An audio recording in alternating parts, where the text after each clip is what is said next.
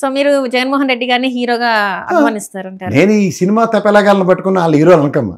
ప్రజాస్వామ్యంలో ఇవాళ ప్రజలు నిన్ను ముఖ్యమంత్రి చైర్లో కూర్చోపెట్టాడంటే ఇప్పుడు చంద్రబాబు నాయుడు గారు, గతంలో జగన్మోహన్ రెడ్డి గారు రాష్ట్రానికి అంటే కొత్తగా ఏర్పడిన ఆంధ్రప్రదేశ్ రాష్ట్రానికి నిజమైన హీరోలు. హీరోల మధ్యలో ఫైట్ ఎలా ఉంటుంది? చాలా రసవత్తరంగా ఉంటుంది. క్లైమాక్స్ లో కలిసిదాకా ఫైటే ఉంటుంది కదా ప్రతిసారి. ఖచ్చితంగా ఇద్దరు హీరోల సినిమాలు ఎప్పుడైనా చూసావా?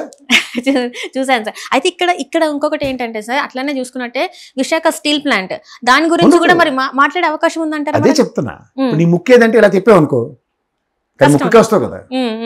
వాళ్ళు తెలివితేటలు ఎలా ఉంటాయంటే కుట్టి సాకులు అంటారు. ఓకే, అంటే ఎలా అంటే ఇప్పుడు వైజాగ్లో క్రికెట్ మ్యాచ్ అవుతుంది, కానీ గతం మర్చిపోయారు. సిఐ సమిట్ అవుతుందని జగన్మోహన్ రెడ్డిని అక్కడే నెల్లూరు ఉంచడానికి ప్రయత్నించారు. కొట్టారు, తీసుకున్నాం. తర్వాత 151. కానీ ఇప్పుడు 11కి పడిపోయారు. అప్పుడు 64 కదా, అప్పుడు లాగేసుకున్నారు కదా 23 మందిని. అవునా కదా? రైట్. అంటే ఇక్కడ ఏంటంటే కాదు, ప్రజలు ఏం చేస్తారన్నది గమనించవా? ఇప్పుడు మరి మీరు వ్యతిరేకత ఉందనుకుంటున్నారా, లేకపోతే ఇక్కడ అంటే ఇప్పుడు చాలా వరకు ఏంటంటే ఈవీఎంలు అవి తప్పుగా పనిచేయడం వల్లనే, లేకపోతే ఇంకేదో జరగడం వల్లనే ఇది ఈ 11కి పడిపోయింది అని చెప్పేసి చాలా మంది మాట్లాడుతున్నారు. అందులో నిజం వాస్తవం ఉందంటారా? మరి నేను ఈవీఎంలు కుట్టిసాకల్ని ఎతకను. నేను చెప్పేది ఒకటే ఉంటుంది. ఒక చిన్న లాజిక్ చెప్తా. జనాభా గణన ఎప్పుడు జరిగింది? 2011లో జరిగింది. 2011లో జరిగిన గణన ఏదైతే ఏడిసిందో మన మొహానికి, అప్పుడున్న జనాభా 117 కోట్లు. తర్వాత ఇప్పుడు ఎవరైనా అడుగు, చైనా తక్కన్నా మనం దాటిపోయాం తెలుసా అని పెట్టకథలు ప్రతి ఒడు చెప్తాడు. దగ్గర 150 ఎవడు అంటాడు, 160 అంటాడు, నెక్స్ట్ 130, 140 ఇవే కదా ఈ మార్గదర్శి చిట్ ఫండ్ లాగా సిటీ పాటలే కదా. వాస్తవ ఫిగర్ ఎవరి దగ్గర లేదు కదా, చెప్పడు. ఏమన్నా కొల్లగన్న ఎందుకు చేయలేదు, లేకపోతే జనగణన ఎందుకు చేయలేదు అంటే కరోనా పెట్టకథలు చెప్పారు. ఇప్పుడు ప్రభుత్వం వచ్చిన తర్వాత ఇప్పటికీ 26లో ఆలోచిస్తాం. మా మాజీ రాష్ట్రపతి గారు 4-5 కార్యక్రమాలు పెట్టారు నియోజకవర్గాల మీద. ఇలాంటివన్నీ ఏవో కథలే కదా, దరికథలే కదా. వాస్తవానికి దగ్గరగా ఉన్నాయి, దూరంగా ఉన్నాయి. ఇప్పుడు వాస్తవం ఆడదాం. 117 అఫీషియల్ లెక్క. తర్వాత నుంచి పెరిగిన జనాభా భారతదేశ టెరిటరీలోనే ఉంటారు కదా. అది ఎంత కేంద్రపాలిత ప్రాంతాలు రాష్ట్రాలు కలిపి 33 కదా. వీటిలో కాకుండా ఎక్కడికైనా పారిపోతారా కదా. సో ఈ ఎక్సెస్ ఓటింగ్ అన్నదాన్ని 18 సంవత్సరాలు రాగానే నీకు బూత్ వెళ్ళారక మునిపై ఓటు హక్కు రాజ్యాంగం కల్పిస్తుందని ఇంట్లో ఓదరగొట్టినా, పక్క ఫ్రెండ్ ఓదరగొట్టినా నువ్వు ఓటు కార్డు తీసుకుని నువ్వు రెడీ. ఈ దిక్కుమాల ఆధార్ కార్డు ఎవరికి పెట్టాడో కూడా తెలియదు. అది ప్రైవేట్ సంస్థ ఇచ్చి దరిద్రాన్ని కూడా మనం ఎత్తికేసుకుని ఆధార్ కార్డు ఓటర్ కార్డు పెట్టుకుని మన మొహాన్ని పెట్టుకుని తిరుగుతున్నా. తిరుగుడు ఖాళీగా ఉంటాడా, వెళ్ళి ఓటేస్తాడా ఈడ. ఖచ్చితంగా. ఇప్పుడు ఉదాహరణకి నీ లెక్క లోపల మిషన్లో ఉందా లేదా? ఉంటుంది, ఖచ్చితంగా ఉంటుంది. ఇప్పుడు నువ్వు పెద్దాను అనుకో, లేదా నేను నా కొడుకు ఉంటాడు, లేదా నా కూతురు ఉంటుంది, దాని లెక్క ఉందా లేదా? 18 సంవత్సరాలు దాటుతూ 2011 తర్వాత పుట్టినాడు సమాన్ చెప్పు. లేదు సార్, ఉండదు కదా. ప్రాథమికంగా మాట్లాడదాం, లాజిక్ ఎందుకు మనకి దీంట్లో. 2011లో లెక్కెట్టప్పుడు నేను నువ్వు ఉన్నావు శబాస్. నా పిల్లలు 2011 తర్వాత పుట్టారు, అడిగి లెక్క ఉంది. 18 అయితే వచ్చాయి, వయసు వచ్చింది, కానీ అడోటు నా లెక్క ప్రకారం అది అఫీషియల్ కాదు. కానీ కొత్త లిస్టులో ఆడి పేరు ఉంది. లిస్టులో మేము ముందే ఇచ్చాం, మిషన్లో ఫీడ్ చేసింది 2011దే అనుకుందాం. ఎక్సెస్ ఓటింగ్ వస్తుంది కదా, అదే కదా 12.5% అని అఫీషియల్గా అలే చెప్పారు. ఆయన అగ్రిగేట్ 36,000 ఓట్లు ప్రతి నియోజకవర్గాన్ని ప్రభావితం చేశారని చెప్పారు.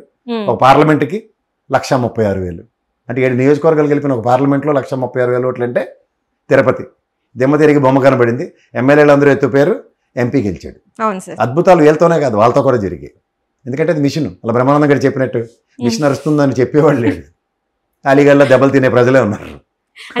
ఇప్పుడు ప్రజలు దెబ్బలు తింటున్నారు అంటారా సార్? మీరు నమ్ముతున్నారా?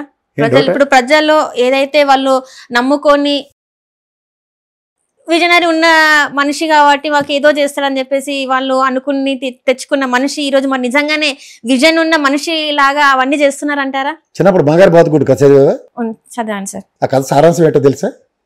అది రోజుకు ఒక గుడ్డు పెడుతుంది. అవును సార్. నోరు మూసుకుని ఆ బంగారం నమ్ముకుని ఏదో బతుకు, నీతో పాటు 10 మందిని బతికించు. కానీ నాలటోడు వచ్చి ఏడు చేసాడు, దాన్ని పేక్ కోసి చంపేశారు. నేను వెటనరీ అని చెప్పి దాన్ని చంపేసిన తర్వాత ఏమైంది? ఆ రోజు ఒక్కరోజే బాతు బిర్యానీ, అంతే. నెక్స్ట్ డే నుంచి గుడ్డేదని ఎత్తుక్కోవడమే కదా. అదే ఇప్పుడు ప్రజల పరిస్థితి. ఉదాహరణకి 4,000 లోపలికి వెళ్తే ఆవిడకి ఆనందంగా ఉండదు.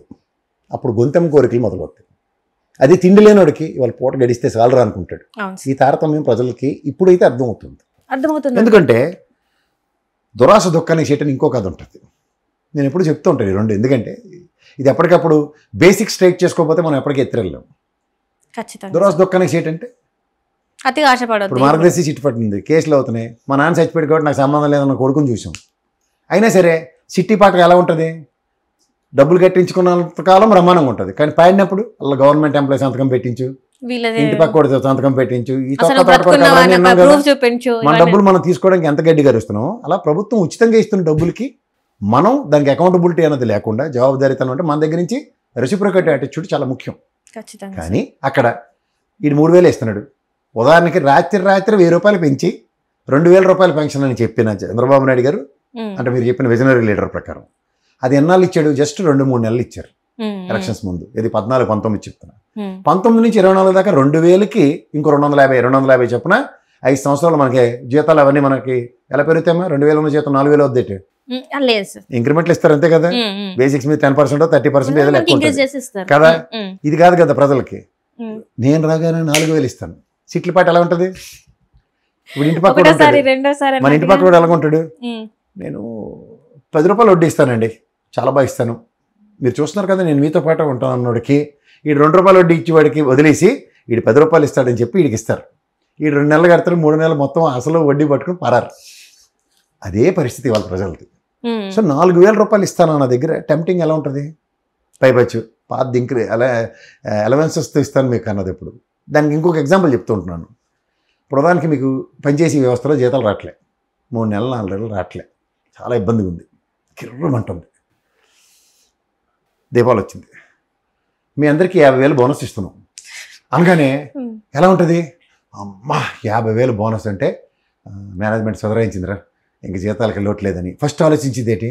50,000 ఒకసారి రాగానే ఒక స్కూటీకి తీసుకుందాం ఒక ఇన్స్టాల్మెంట్ కట్టి, ఇంకేం జీతం వచ్చేది కదా, ఇన్స్టాల్మెంటే కదా అనుకుని, అరే ఇడు 3 నెలలు బట్టి ఇవ్వలేదురా, ఇదేంటి ఇప్పుడు బోనస్ ఇచ్చాడు, ఇది ఏదో మర్తకాజా అని మాత్రం ఆలోచించాడు. అవి ఏంటి కొండ బుర్రలో 2 జతలు బట్టలు తీసుకుందామా, షూ తెగిపోతున్నట్టు ఉంది, కొత్త షూ కొందామా, ఈ 50,000కి బడ్జెట్ ఉంటుంది నీ దగ్గర. 4 నెలలు మనకి నెత్తి వాచిపోయింది, మనం వాళ్ళ ఫ్రెండ్ గడి దగ్గర 20,000 10,000 తీసుకుని పూట గడిపోయింది, ఇవన్నీ మనం మర్చిపోతాం. ఇది ఎలక్షన్ హియరింగ్, ఎలక్షన్ ఇంజనీరింగ్ అంటారు. ముందు రోజు చేసి రాజకీయం అది. దీనికి ప్రజలు ఎప్పుడు బలిపోసుకోవాలి. దీనికి 60 సినిమా చూడు వెనక్కి వెళ్ళి, చిరంజీవి గారిది, అందులో రాఘోపాలరావు ఉంటాడు. ఎరా మీకు 100 రూపాయలు కావాలా అని 50 రూపాయల కాయిన్లు ఇలా గల్లు గల్లు అనిపిస్తుంది. సార్ 50 కావాలి. వీడికి ఎలా ఉంటుందంటే ఆ 50 గబగబ పక్కోడికి ఇచ్చి వీడికి ఇచ్చి వీడి డబ్బులు ఉంటాయని కాన్సెప్ట్లోనే ఉంటాడు. ఈ 100 రూపాయలు చిల్లర మార్చి నాకు ఎలాగో లెక్కలు రావు కాబట్టి వీడికి ఎంత ఇవ్వాలి, ఆడికి ఎంత ఇవ్వాలి, ఇందులో ఆలోచన అన్నది ఉండదు. సో ప్రజల నాడిని పట్టుకోవడంలో సిద్ధాస్తులు విజనరీ లీడర్ గారు. ప్రజల నాడి కాదు ఈయనకి కావాల్సి, నాడి పెట్టుకుని మా నాన్న డాక్టర్ కాబట్టి వీడికి జ్వరం వచ్చింది, వీడికి బెల్ల ఇవ్వాలి, వీడికి అన్నం పెట్టాలి, వీడికి స్కూల్లో పిల్లల్ని చదివించాలనేది ఈ నాడి పట్టుకునే డాక్టర్ జగన్మోహన్ రెడ్డి.